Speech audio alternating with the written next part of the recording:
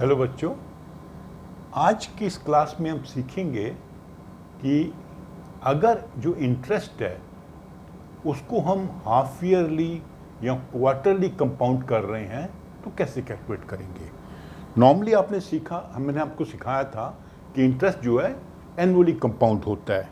Annually compound होने का मतलब क्या होगा, मान लीजिए 1000 रुपये हमारा लोन अमाउंट है, 10% उसका रेट है और हमने 3 साल के लिए लिया है। तो अगर हम इसको सिंपल इंटरेस्ट के मेथड से कैलकुलेट करेंगे तो क्या होगा कि पहले साल में हमारा इंटरेस्ट होगा इंटू 1, क्योंकि ये अमाउंट है, रेट है, टाइम 1 साल है, तो ये हो जाएगा 1000।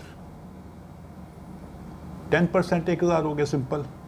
नेक्स्ट ईयर में क्या होगा कि हमें इस 1000 को भी इसमें ऐड करना पड़ेगा, उसके ऊपर हमें 1 साल का इंटरेस्ट निकालना पड़ेगा,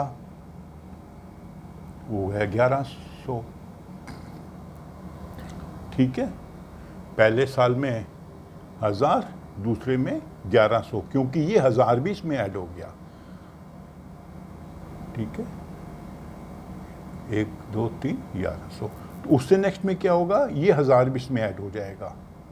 पहले 1000 ऐड हुआ था, अब 1100 ऐड होगा। तो मतलब 1000 में पहले हमने 10,000 में हमने 1000 ऐड किया, फिर 1100 ऐड किया, तो अभी हमारा जो प्रिंसिपल अमाउंट बन गया 12,100 इंटू 10 इंटू 1। एक साल का हम सिंपल इंटरेस्ट निकाल रहे हैं और प्रिंसिपल को उसको कंपाउंड करते जा रहे हैं एनुअली, तो ये हो जाएगा 1210। तो 3 साल का कितना इंटरेस्ट बना, 3,310 रुपये। और इसको हम कैसे कैलकुलेट करते हैं मेथड से, जो कंपाउंड इंटरेस्ट का फॉर्मूला है 1 + 10/100 रेज़ टू 3। 3 क्यों, क्योंकि 3 साल का इंटरेस्ट लेना है, 10% रेट है, तो ये हो जाएगा 1000 है, 10,000 इंटू 11/10 इंटू 11/10 इंटू 11/10। तो ये इसमें 1 2 3 1 2 3 0 कट गए, तो इसको कैलकुलेट करके देख लेते हैं। 11 into 11 into 11 into 10, total amount बन गया। इसमें से हमारा 10,000 तो प्रिंसिपल अमाउंट था, 3,310 बना हमारा इंटरेस्ट, जो हमने ऐसे भी कैलकुलेट किया था एनुअली। ये सिंपल इंटरेस्ट के मेथड से हमने कैलकुलेट किया, जिसमें इंटरेस्ट अमाउंट को हम इसमें ऐड करते गए, हमारा प्रिंसिपल अमाउंट बढ़ता गया, जो लोन अमाउंट बढ़ता गया, तो 330 आया। अगर कंपाउंड इंटरेस्ट का फॉर्मूला निकालता है तो ये आता है। ये क्या हो रहा है कि हर साल के बाद हम कंपाउंडिंग कर रहे हैं, लेकिन कभी कभी क्या होगा कि आपको वो बोलेंगे कि 6 महीने में कंपाउंड करना है।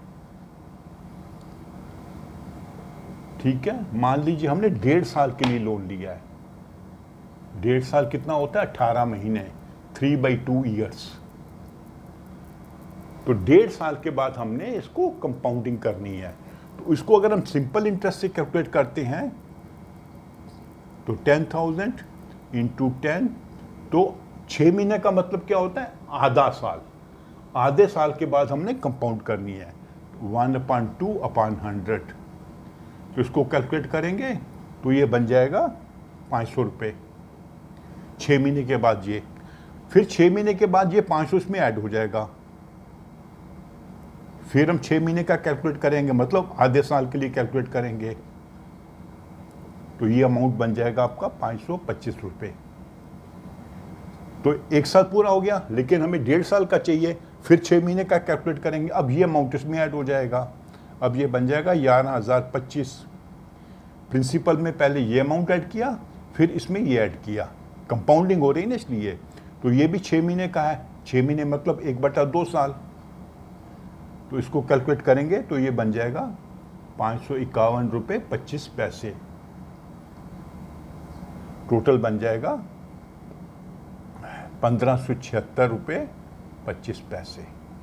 मतलब जब इंटरेस्ट को हम हर 6 महीने में कंपाउंड कर रहे हैं, मतलब जो ब्याज का अमाउंट है वो प्रिंसिपल में ऐड हो जाएगा 6 महीने के बाद। ठीक है, तो इसका एक सिंपल तरीका होता है निकालने का। वो सिंपल तरीका क्या है कि हम क्या करेंगे, 6 महीने मतलब क्या होता है, साल में कितने 6 महीने के पीरियड होते हैं, 2 पीरियड होते हैं। मान लीजिए जनवरी से जून तक 6 महीने हो गए, फिर जुलाई से अगस्त तक, जुलाई से दिसंबर तक दूसरे 6 महीने हो गए। तो चूंकि साल में 2 पीरियड होते हैं 6 मंथली, तो हम क्या करते हैं कि रेट को हम 2 से डिवाइड कर देंगे और टाइम को 2 से मल्टीप्लाई कर देंगे। ये हमारा मेथड है अगर हमने हाफ ईयरली कंपाउंडिंग करनी है। क्या करना है, हमने रेट को 2 से डिवाइड करना है, तो ये बन जाएगा 5%।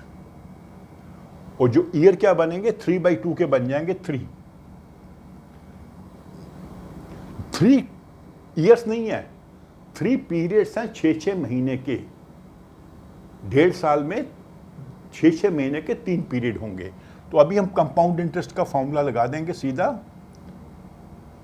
तो यहां पर 5/100 करना पड़ेगा हमें, अभी 10/100 नहीं करना।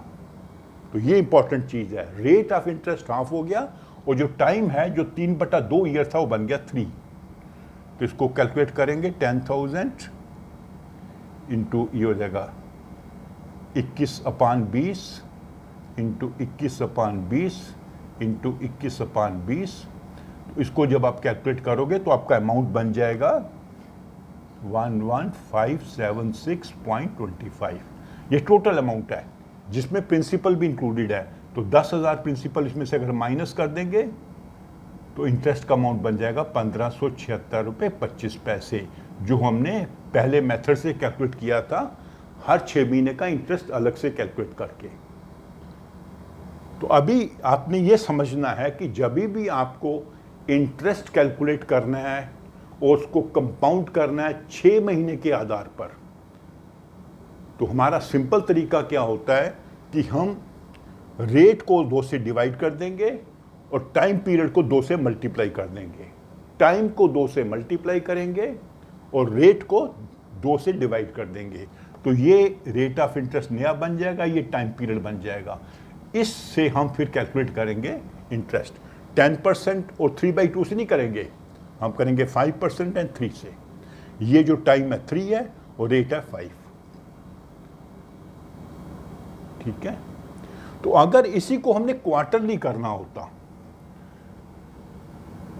क्वार्टरली मतलब 3 महीने का, एक साल में 4 क्वार्टर होते हैं। अगर आप जनवरी से शुरू करेंगे, जनवरी फरवरी मार्च 1 क्वार्टर हो जाएगा, अप्रैल मई जून 2nd क्वार्टर हो जाएगा, फिर जुलाई अगस्त सितंबर 3rd क्वार्टर हो जाएगा, और उसके बाद में अक्टूबर नवंबर दिसंबर 4th क्वार्टर हो जाएगा। तो अगर मान लीजिए हमने 10,000 लोन लिया है, ये अमाउंट है हमारा जो हमने उधार लिया है, और रेट है 12% और टाइम पीरियड हमारा 15 महीने। 15 महीने क्या होता है, 1/4 ईयर्स, जिसको हम कर सकते हैं 5/4 ईयर्स। तो 15 महीने के लिए हमने लोन लिया, 10,000 अमाउंट था, रेट था 12%, और इसमें उन्होंने कंडीशन लगाई कि इसको हम क्वार्टरली कंपाउंड करेंगे, हर 3 महीने के बाद ब्याज कैलकुलेट करके इसमें ऐड कर देंगे। तो क्वार्टरली मतलब साल में 4 क्वार्टर होते हैं, तो वही मेथड लगाएंगे। इसको हम 4 से डिवाइड कर देंगे, इसको 4 से मल्टीप्लाई कर देंगे। दोनों में सेम है, टाइम को मल्टीप्लाई करेंगे, रेट को डिवाइड करेंगे। तो जब 4 से डिवाइड किया तो रेट बन गया 3%, और 5/4 को 4 से मल्टीप्लाई किया तो बन गया 5 ईयर्स नहीं है, 5 क्वार्टर्स हैं। सवा साल में 5 क्वार्टर्स होती हैं। तो इसको हम फिर ऐसे कैलकुलेट कर लेंगे, 1 + 3/100 रेज़ टू पावर 5। तो यहां पर अब रेट 12 की जगह हम लिखेंगे 3 कैसे बना, 12 को हमने 4 से डिवाइड कर दिया, क्योंकि हम क्वार्टरली कंपाउंडिंग कर रहे हैं। और टाइम पीरियड था हमारा 5/4 ईयर्स। 5/4 ईयर्स को हमने कर दिया 5, कैसे, 4 से मल्टीप्लाई करके।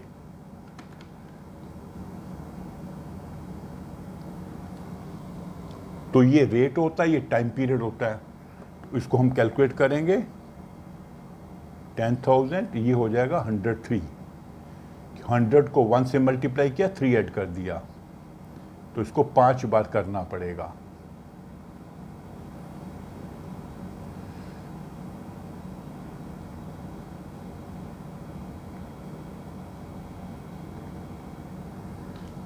तो इसको जब आप कैलकुलेट करेंगे, ये 2 0 ये कट जाएंगे, तो 103 इंटू 103 इंटू 103 इंटू 103 इंटू 103 करके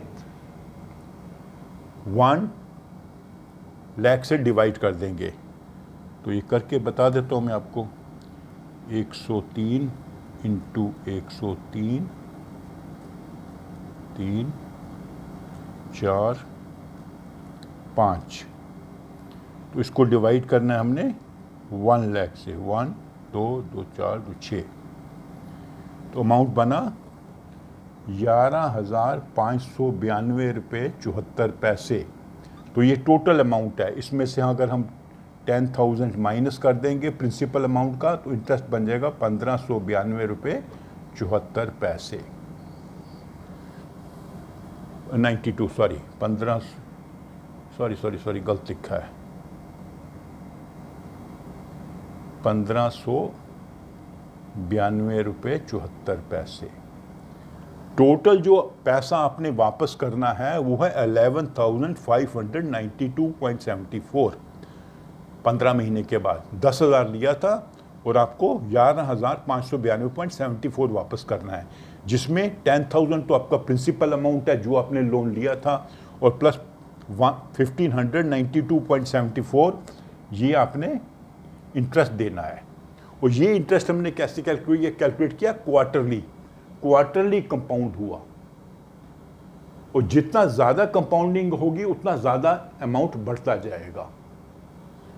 ठीक है, तो क्वार्टरली कंपाउंड करने के लिए मैं आपको फिर से समझा देता हूँ कि हम जो रेट है उसको 4 से डिवाइड करेंगे, और जो टाइम पीरियड जिसको हम ईयर में पहले कन्वर्ट करेंगे, ईयर में है 5/4, तो 5/4 को 4 से मल्टीप्लाई किया तो बन गया 5।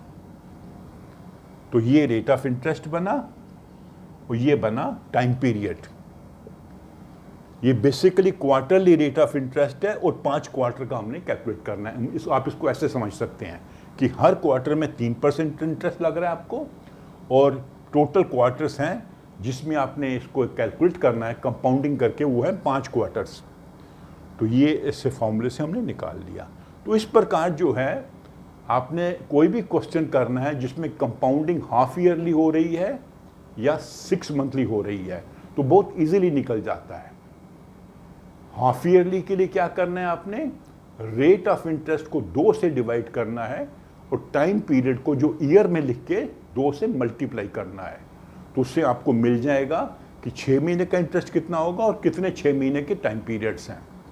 और अगर आपने क्वार्टरली करना है, मतलब हर 3 महीने में कंपाउंडिंग करनी है, तो रेट ऑफ इंटरेस्ट को 4 से डिवाइड करेंगे, तो ये क्वार्टरली रेट ऑफ इंटरेस्ट बन गया, और टाइम को 4 से मल्टीप्लाई करेंगे तो आपको क्वार्टर्स मिल जाएंगे, कितने क्वार्टर्स का हमने कैलकुलेट करना है। तो इस प्रकार आप कोई भी क्वेश्चन जो है जिसमें कंपाउंडिंग हाफ ईयरली या क्वार्टरली हो रखी है वो कर सकते हैं। तो आप मेरे इस वीडियो को लाइक करें, अपने फ्रेंड्स के साथ शेयर करें, और मेरे चैनल को सब्सक्राइब भी करें। Thank you.